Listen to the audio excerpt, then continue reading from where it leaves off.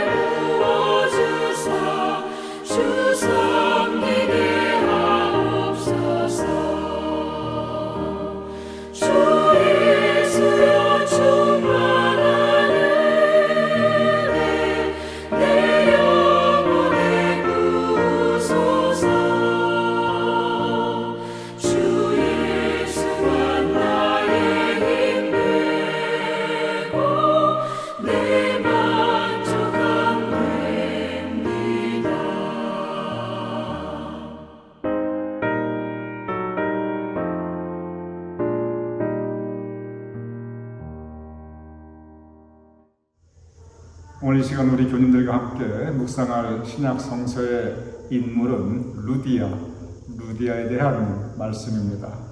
사도 바울은 그의 목회 기간 동안에 좋은 동역자들이 여러 사람이 있었습니다.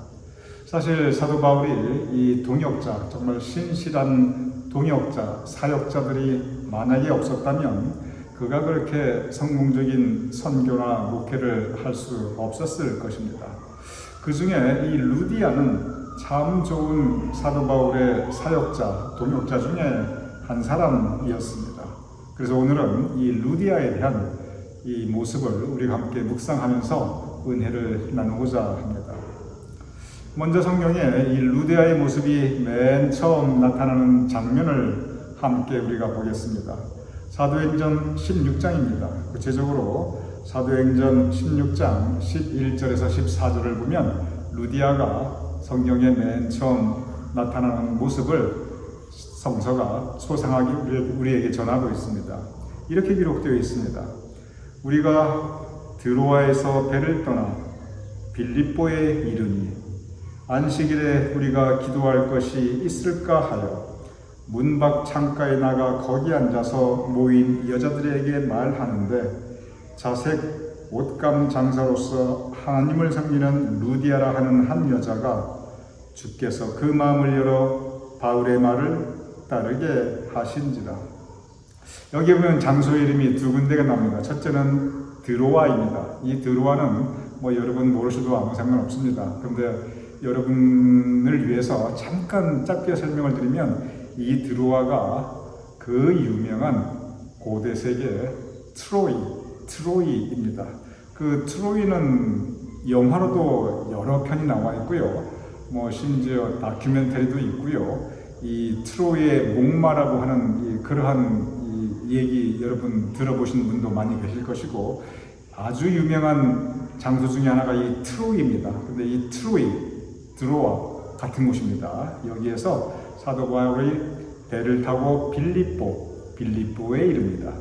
이 드로아, 즉 트로이는 모르셔도 아무 상관없고 근데 빌립보는 좀 알아두시는 게 좋습니다. 왜냐하면 빌립보는 지금도 그리스에 가면은 작지 않은 도시입니다.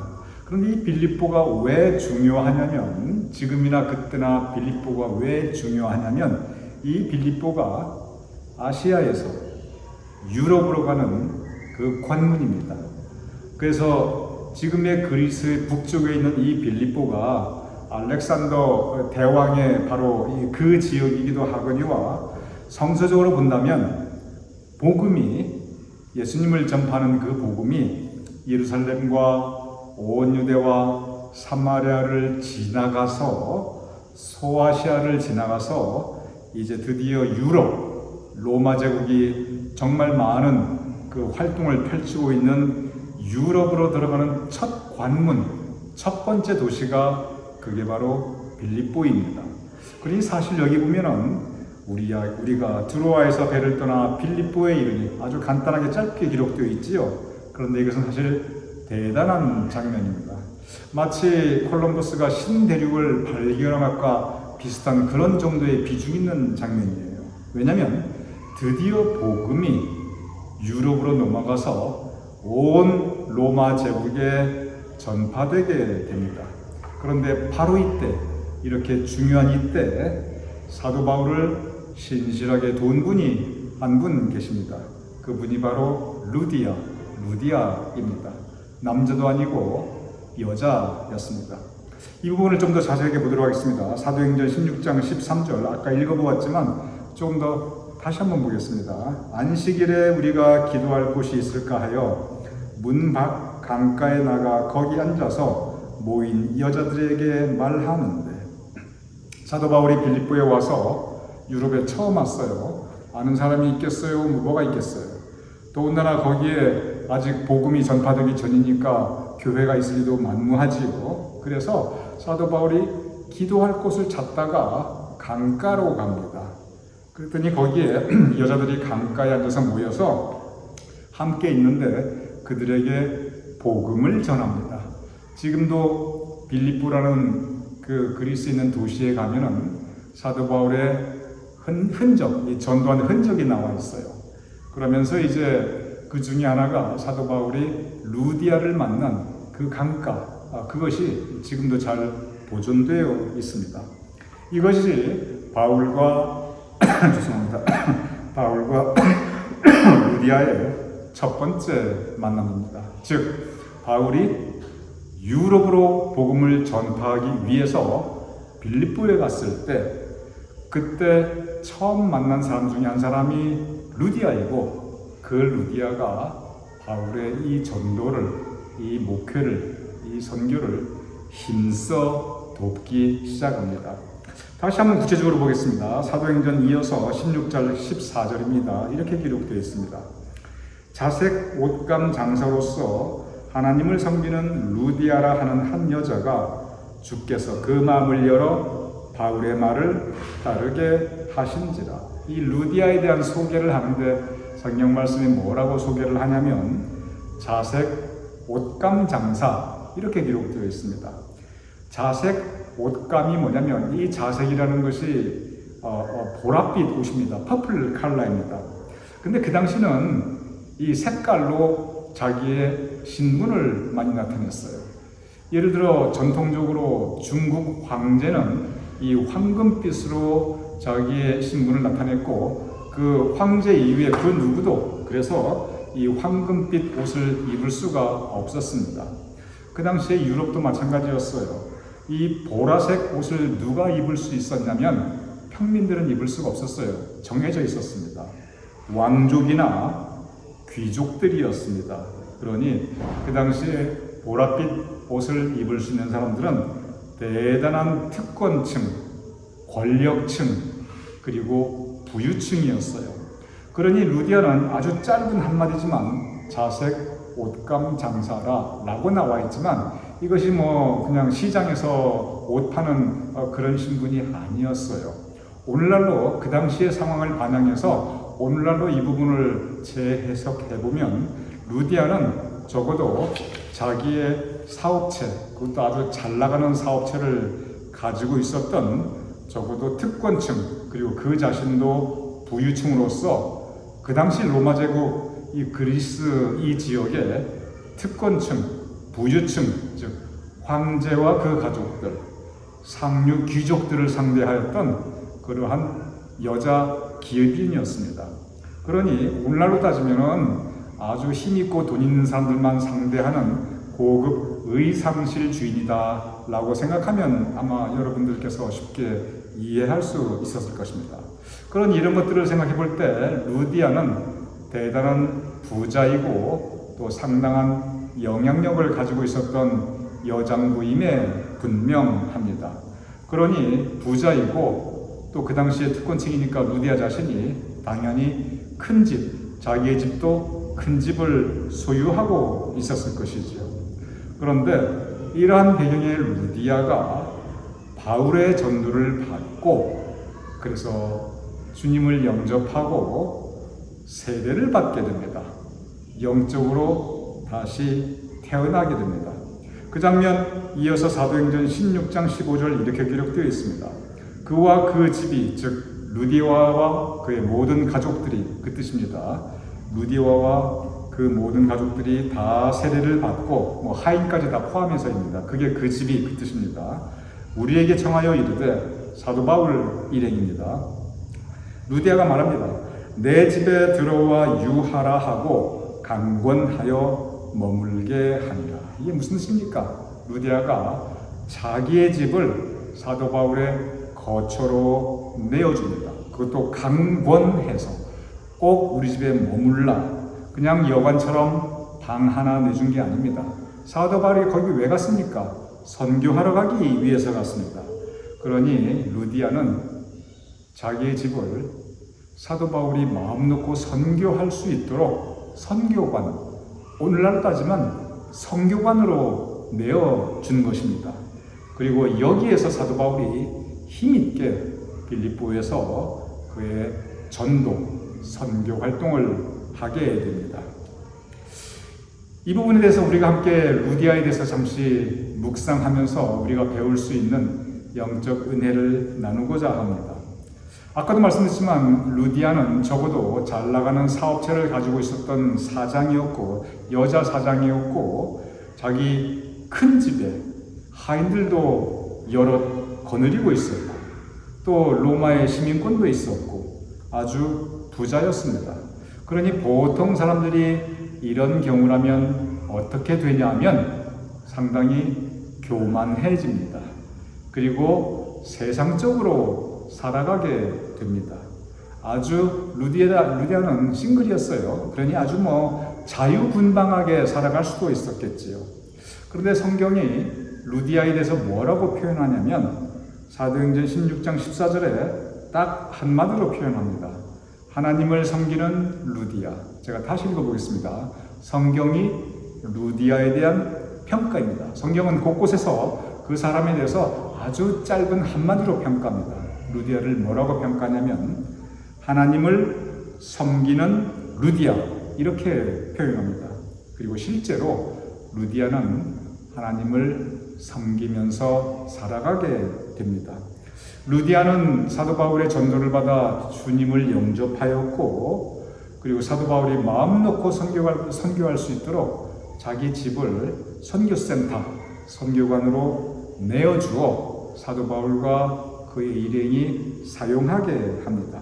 그리고 루디아 자신이 하나님의 일에 선한 도구, 은혜의 통로, 축복의 통로로서 자기 자신을 내어드립니다.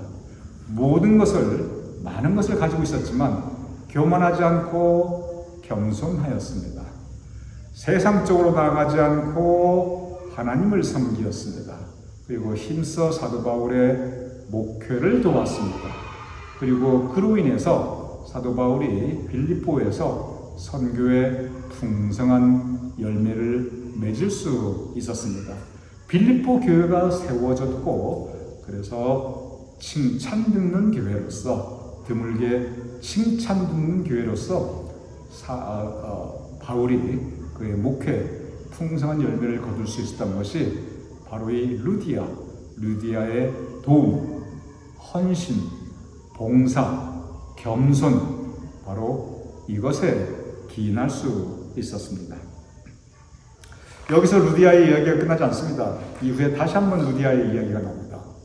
상황이 바뀌어서 시간이 좀 지나서 사도 바울이 감옥에 갇히게 됩니다. 복음을 전하다가 감옥에 갇히게 돼요. 그런데 하나님께서 사도 바울을 이렇게 감옥에서 이끌어 주십니다. 그래서 감옥을 탈출하였는데 사도 바울이 갈 곳이 없어요. 또 잡히면 어떻게 될지 몰라요. 그러니 여기서는 사도 바울이 상당히 위험한 상황이었습니다. 도움 줄 사람이 없었어요. 그리고 실제로 이러한 상황에서 사도 바울에게 도움을 주었다가는 돈 준 사람도 같이 처벌받을 수 있습니다. 그런데 이때 오갈 데 없을 때 사도 바울이 정말 힘들 때 이때 루디아가 나섭니다. 그리고 다시 한번 사도 바울을 자기 집으로 모시어드리고 그리고 보호해 줍니다. 이거 절대 쉬운 일 아닙니다. 잘 나갈 때는 그 옆에 사람들이 있지요. 어렵고 힘들고 바닥에 떨어져 있을 때는 사람들이 떠나고 배신해요. 그런데 루디아는 사도 바울이 참 힘들고 어려울 때 굳건히 사도 바울의 곁을 지키면서 그를 도와줍니다. 그 힘으로 사도 바울이 계속 선교하고 목회할 수 있었습니다. 그러니 루디아가 참 커다란 헌신과 봉사로서 그 자신의 삶을 또 그가 가진 것을 은혜의 도구로 내어줍니다. 축복의 통로가 됩니다. 복음의 채널이 됩니다. 복의 근원이 됩니다. 겸손한 마음으로 하나님을 섬기는 루디아, 그의 삶을 살아가게 됩니다. 정말 크게 배울 점 많이 있습니다. 우리도 루디아 같이 살아야 합니다. 어떻게 루디아 같이 살아야 하냐면 우리 모두 우리 각자 상황은 다르지만 우리 각자 살아가는 환경은 다르지만 그러나 우리는 하나님을 섬기는 사람, 하나님을 섬기는 사람이 되어야 합니다. 루디아에게서 배울 것은 바로 그 점입니다. 우리 교님들께서 이렇게 생각하실 수 있어요. 아이고, 루디아는 가진 게 많고 회사 사장이고 아니 뭐 여러 가지 힘이 있었으니까 그렇게 도울 수 있었지요. 아이고, 목사님 나는요 나이도 많고요 가진 것도 없고 힘도 없어요. 뭐 내어드릴 것도 없고 나는 뭐 할 수 있는 게 별로 없어요. 그렇지 않습니다. 루디아가 주님을 영접하였어요. 겸손한 사람으로 살아가게 됩니다. 자기가 할 수 있는 것을 했어요. 우리가 모두 하나님을 섬기는 사람으로 겸손하게 내 자신을 주님께 내어드리면 됩니다. 뭐 가진 것이 있어서 그거 아니에요. 기도하는 사람이었거든요. 말씀 듣는 사람이었습니다. 그러니 우리 교님들 기도하고 말씀 듣고 읽고 배우고 그리고 겸손한 마음으로 하나님을 섬기며 살아가면 그것이 바로 루디아와 같은 인생입니다. 돈이 많고 적고 그거 아무 상관없어요. 힘이 있고 없고 아무 상관없습니다. 연세가 많으시고 젊고 아무 상관없어요. 내 삶의 환경에서 내 삶의 자리에서 하나님을 섬기는 루디아, 하나님을 섬기는 사람으로 살아가면 됩니다. 오늘 이 말씀이 오늘 이 한 주를 살아갈 수 있는 영의 양식이 되고 또 성경이 우리에게 주시는 이 말씀을 하나님을 섬기는 사람으로 살아가자, 이 말씀이 우리 교우님들의 삶의 길잡이가 될 수 있기를 주님의 이름으로 축원합니다. 우리 함께 기도하겠습니다. 아버지 하나님, 우리도 루디아와 같이 겸손하게 살아가게 하여 주시옵소서.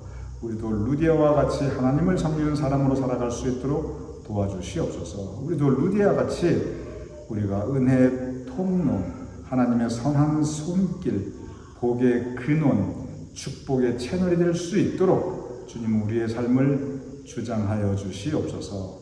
그리하여 우리가 하나님을 기쁘시게 하는 사람 될 수 있도록 우리의 매일 발걸음을 주님 인도해 주시옵소서. 예수님의 이름으로 기도드렸사옵나이다.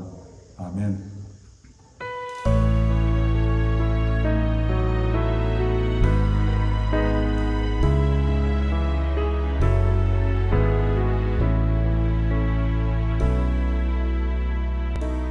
주께 힘을 얻고 그 마음에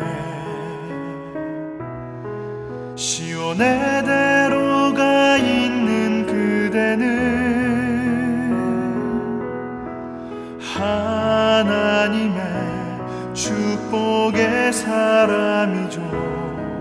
주님 그대를 너무 기뻐하시죠. 주의 집에 거하기를 사모하고 주를 항상 찬송하는 그대는 하나님의 축복의 사람이죠. 주님 그대를 너무 사랑하시죠. 그대 섬김은 아름다운 찬송, 그대 헌신은 향기로운 기도, 그대가 밟는 땅